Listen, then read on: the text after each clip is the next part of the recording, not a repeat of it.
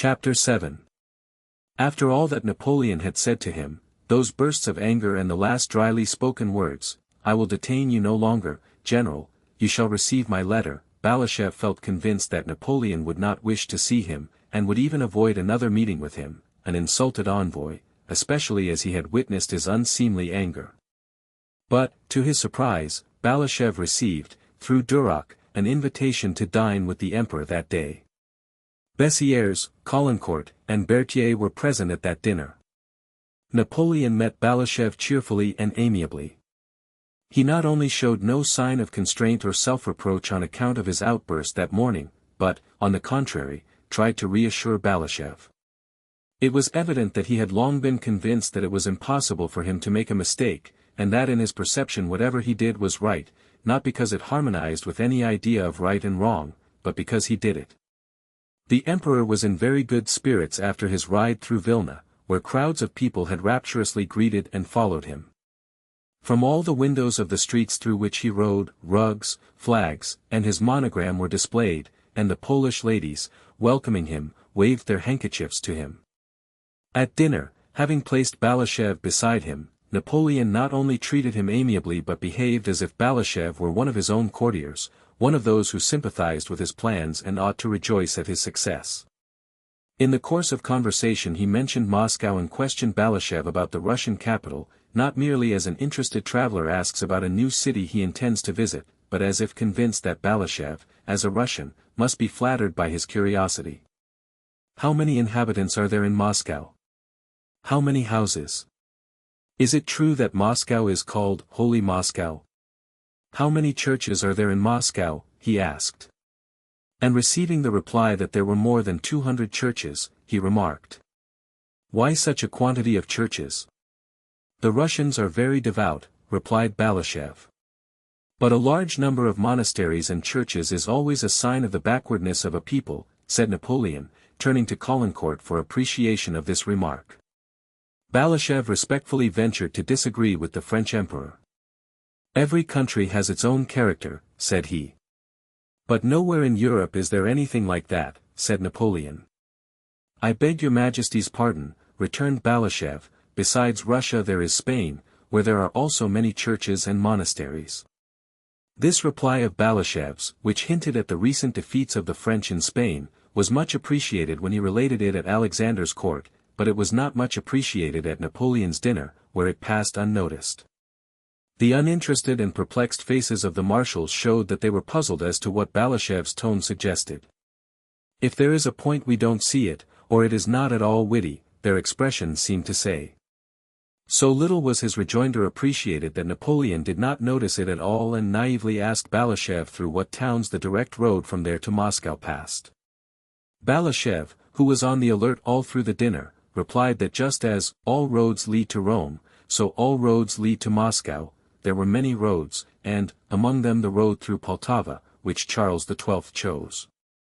Balashev involuntarily flushed with pleasure at the aptitude of this reply, but hardly had he uttered the word Poltava before Caulaincourt began speaking of the badness of the road from Petersburg to Moscow and of his Petersburg reminiscences. After dinner they went to drink coffee in Napoleon's study, which 4 days previously had been that of the Emperor Alexander. Napoleon sat down, toying with his Sèvres coffee cup, and motioned Balashev to a chair beside him. Napoleon was in that well-known after-dinner mood which, more than any reasoned cause, makes a man contented with himself and disposed to consider everyone his friend. It seemed to him that he was surrounded by men who adored him, and he felt convinced that, after his dinner, Balashev too was his friend and worshipper. Napoleon turned to him with a pleasant, though slightly ironic, smile. "They tell me this is the room the Emperor Alexander occupied. Strange, isn't it, General?" he said, evidently not doubting that this remark would be agreeable to his hearer since it went to prove his, Napoleon's, superiority to Alexander. Balashev made no reply and bowed his head in silence. "Yes. 4 days ago in this room, Wintzingerode and Stein were deliberating," continued Napoleon with the same derisive and self-confident smile.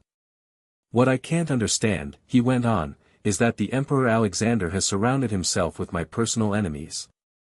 That I do not understand. Has he not thought that I may do the same?" And he turned inquiringly to Balashev, and evidently this thought turned him back onto the track of his morning's anger, which was still fresh in him. "And let him know that I will do so," said Napoleon, rising and pushing his cup away with his hand. "I'll drive all his Württemberg, Baden, and Weimar relations out of Germany. Yes. I'll drive them out. Let him prepare an asylum for them in Russia." Balashev bowed his head with an air indicating that he would like to make his bow and leave, and only listen because he could not help hearing what was said to him. Napoleon did not notice this expression. He treated Balashev not as an envoy from his enemy, but as a man now fully devoted to him and who must rejoice at his former master's humiliation. "And why has the Emperor Alexander taken command of the armies? What is the good of that? War is my profession, but his business is to reign and not to command armies. Why has he taken on himself such a responsibility?" Again Napoleon brought out his snuff-box, paced several times up and down the room in silence, and then, suddenly and unexpectedly, went up to Balashev and with a slight smile, as confidently, quickly, and simply as if he were doing something not merely important but pleasing to Balashev, he raised his hand to the 40-year-old Russian general's face and, taking him by the ear, pulled it gently, smiling with his lips only. To have one's ear pulled by the emperor was considered the greatest honor and mark of favor at the French court. "Well, adorer and courtier of the Emperor Alexander, why don't you say anything?" said he, as if it was ridiculous, in his presence, to be the adorer and courtier of anyone but himself, Napoleon. "Are the horses ready for the general?" he added, with a slight inclination of his head in reply to Balashev's bow. "Let him have mine, he has a long way to go." The letter taken by Balashev was the last Napoleon sent to Alexander. Every detail of the interview was communicated to the Russian monarch, and the war began. Chapter 8. After his interview with Pierre in Moscow, Prince Andrew went to Petersburg, on business as he told his family, but really to meet Anatole Kurogen whom he felt it necessary to encounter. On reaching Petersburg he inquired for Kurogen but the latter had already left the city. Pierre had warned his brother-in-law that Prince Andrew was on his track. Anatole Kurogen promptly obtained an appointment from the Minister of War and went to join the army in Moldavia. While in Petersburg Prince Andrew met Kutuzov, his former commander who was always well disposed toward him, and Kutuzov suggested that he should accompany him to the army in Moldavia, to which the old general had been appointed commander-in-chief. So Prince Andrew, having received an appointment on the headquarters staff, left for Turkey. Prince Andrew did not think it proper to write and challenge Kurogen. He thought that if he challenged him without some fresh cause it might compromise the young Countess Rostova and so he wanted to meet Kurogen personally in order to find a fresh pretext for a duel. But he again failed to meet Kurogen in Turkey, for soon after Prince Andrew arrived, the latter returned to Russia. In a new country, amid new conditions, Prince Andrew found life easier to bear. After his betrothed had broken faith with him, which he felt the more acutely the more he tried to conceal its effects, the surroundings in which he had been happy became trying to him, and the freedom and independence he had once prized so highly were still more so. Not only could he no longer think the thoughts that had first come to him as he lay gazing at the sky on the field of Austerlitz and had later enlarged upon with Pierre, and which had filled his solitude at Bogucharovo and then in Switzerland and Rome, but he even dreaded to recall them and the bright and boundless horizons they had revealed. He was now concerned only with the nearest practical matters unrelated to his past interests, and he seized on these the more eagerly the more those past interests were closed to him. It was as if that lofty, infinite canopy of heaven that had once towered above him had suddenly turned into a low, solid vault that weighed him down, in which all was clear, but nothing eternal or mysterious. Of the activities that presented themselves to him, army service was the simplest and most familiar. As a general on duty on Kutuzov's staff, he applied himself to business with zeal and perseverance and surprised Kutuzov by his willingness and accuracy in work.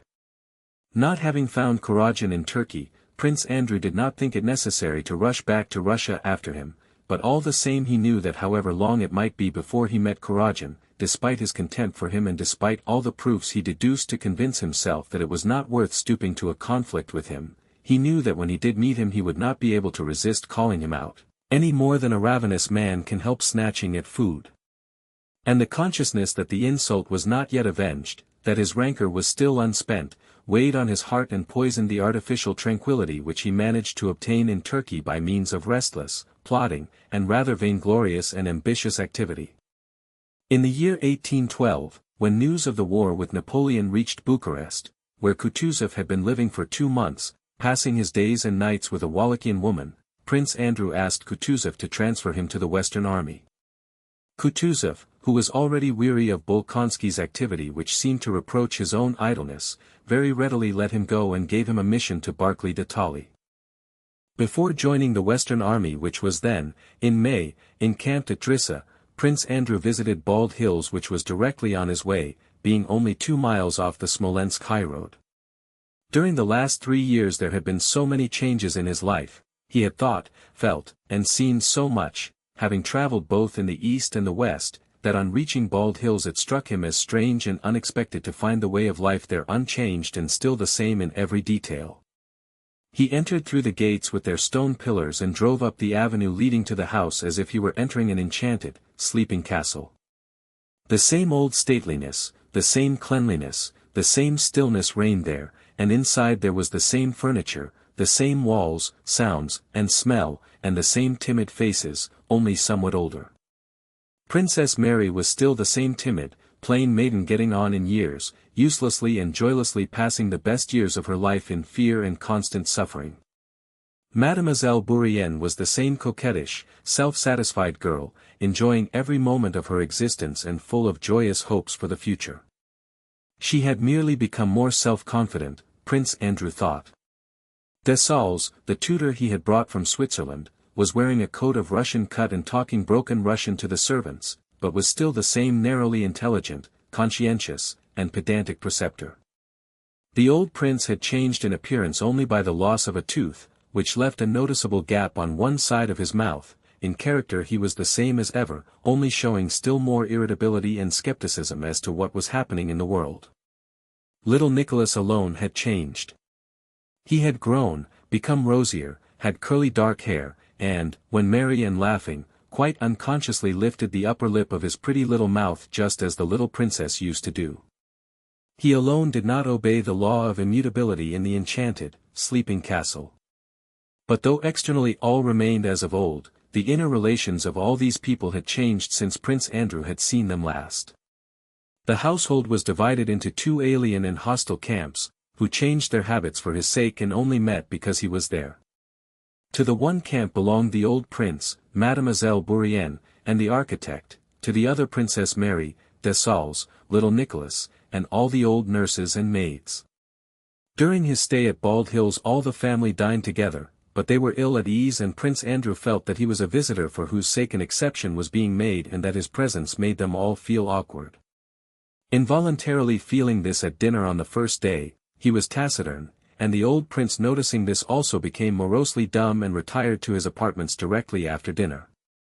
In the evening, when Prince Andrew went to him and, trying to rouse him, began to tell him of the young Count Kamensky's campaign, the old prince began unexpectedly to talk about Princess Mary, blaming her for her superstitions and her dislike of Mademoiselle Bourienne, who, he said, was the only person really attached to him. The old prince said that if he was ill it was only because of Princess Mary, that she purposely worried and irritated him, and that by indulgence and silly talk she was spoiling little Prince Nicholas. The old prince knew very well that he tormented his daughter and that her life was very hard, but he also knew that he could not help tormenting her and that she deserved it. Why does Prince Andrew, who sees this, say nothing to me about his sister? Does he think me a scoundrel, or an old fool who, without any reason, keeps his own daughter at a distance and attaches this Frenchwoman to himself? He doesn't understand, so I must explain it, and he must hear me out, thought the old prince. And he began explaining why he could not put up with his daughter's unreasonable character. If you ask me, said Prince Andrew, without looking up, he was censuring his father for the first time in his life. I did not wish to speak about it, but as you ask me I will give you my frank opinion. If there is any misunderstanding and discord between you and Mary, I can't blame her for it at all.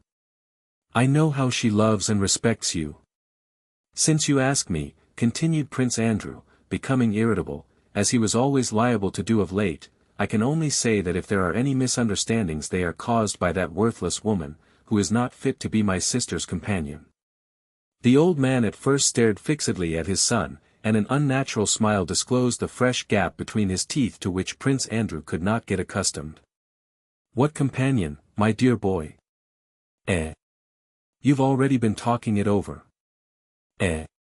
Father, I did not want to judge," said Prince Andrew, in a hard and bitter tone, "but you challenged me, and I have said, and always shall say, that Mary is not to blame, but those to blame, the one to blame, is that Frenchwoman." "Ah, he has passed judgment," said the old man in a low voice and, as it seemed to Prince Andrew, with some embarrassment, but then he suddenly jumped up and cried, "Be off, be off. Let not a trace of you remain here." Prince Andrew wished to leave at once, but Princess Mary persuaded him to stay another day. That day he did not see his father, who did not leave his room and admitted no one but Mademoiselle Bourienne and Tikhon, but asked several times whether his son had gone. Next day, before leaving, Prince Andrew went to his son's rooms. The boy, curly-headed like his mother and glowing with health, sat on his knee, and Prince Andrew began telling him the story of Bluebeard, but fell into a reverie without finishing the story. He thought not of this pretty child, his son whom he held on his knee, but of himself. He sought in himself either remorse for having angered his father or regret at leaving home for the first time in his life on bad terms with him, and was horrified to find neither. What meant still more to him was that he sought and did not find in himself the former tenderness for his son which he had hoped to reawaken by caressing the boy and taking him on his knee. "Well, go on," said his son. Prince Andrew, without replying, put him down from his knee and went out of the room. As soon as Prince Andrew had given up his daily occupations, and especially on returning to the old conditions of life amid which he had been happy, weariness of life overcame him with its former intensity, and he hastened to escape from these memories and to find some work as soon as possible. "So you've decided to go, Andrew?" asked his sister. "Thank God that I can," replied Prince Andrew. "I am very sorry you can't." "Why do you say that?" replied Princess Mary. "Why do you say that, when you are going to this terrible war, and he is so old? Mademoiselle Bourienne says he has been asking about you." As soon as she began to speak of that, her lips trembled and her tears began to fall. Prince Andrew turned away and began pacing the room. "Ah, my God! My God! When one thinks who and what trash, can cause people misery," he said with a malignity that alarmed Princess Mary. She understood that when speaking of trash he referred not only to Mademoiselle Bourienne, the cause of her misery, but also to the man who had ruined his own happiness. "Andrew! One thing I beg, I entreat of you," she said, touching his elbow and looking at him with eyes that shone through her tears. "I understand you," she looked down. "Don't imagine that sorrow is the work of men. Men are his tools." She looked a little above Prince Andrew's head with the confident, accustomed look with which one looks at the place where a familiar portrait hangs. "Sorrow is sent by him, not by men. Men are his instruments, they are not to blame. If you think someone has wronged you, forget it and forgive. We have no right to punish. And then you will know the happiness of forgiving. If I were a woman I would do so, Mary. That is a woman's virtue. But a man should not and cannot forgive and forget," he replied, and though till that moment he had not been thinking of Kurágin, all his unexpended anger suddenly swelled up in his heart. "If Mary is already persuading me to forgive, it means that I ought long ago to have punished him," he thought. And giving her no further reply, he began thinking of the glad vindictive moment when he would meet Kurágin who he knew was now in the army.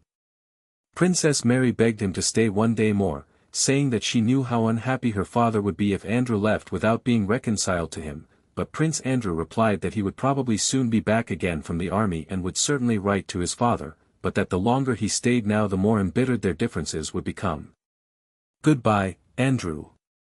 Remember that misfortunes come from God, and men are never to blame," were the last words he heard from his sister when he took leave of her. Then it must be so, thought Prince Andrew as he drove out of the avenue from the house at Bald Hills. She, poor innocent creature, is left to be victimized by an old man who has outlived his wits. The old man feels he is guilty, but cannot change himself. My boy is growing up and rejoices in life, in which like everybody else he will deceive or be deceived. And I am off to the army. Why? I myself don't know. I want to meet that man whom I despise, so as to give him a chance to kill and laugh at me. These conditions of life had been the same before, but then they were all connected, while now they had all tumbled to pieces. Only senseless things, lacking coherence, presented themselves one after another to Prince Andrew's mind.